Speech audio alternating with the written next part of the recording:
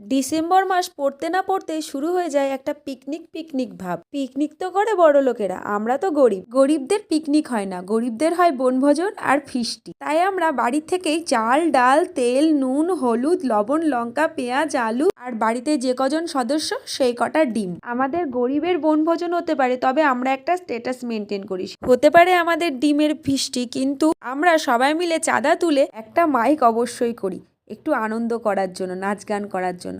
আর এই যে কড়াইটা আমি ধুচ্ছি, এই কড়াইটা এর বয়স হচ্ছে প্রায় 15 বছরের বেশি হবে, তো কম হবে না। এই কড়াইটাতে প্রত্যেকবার পিকনিকে আমাদের রান্না বান্না হয়। এই কড়াইটা এখন বাতিল হয়ে গেছে, আসলে এই কড়াইটা ফুটো হয়ে গেছে। এই কড়াইটা হচ্ছে আমার মায়ের ধান সিদ্ধর কড়াই, এখন আর এটাতে ধান সিদ্ধ করা হয় না। যেখানে ফুটো হয়ে গেছে সেই নিচে আমরা কাদা দিয়ে রান্না বান্না করি। তবে আজকে আমাদের ডিম ভাত হচ্ছে না, আজ আমাদের মাংস ভাত হচ্ছে। আসলে আজকে মাংসটা সুমিত মানে বাড়ির বড় জামাই দিয়েছে, তাই আজকে আমাদের মাংস ফুলকপির তরকারি চাটনি মিষ্টি আর মুড়ি মাখাও ছিল।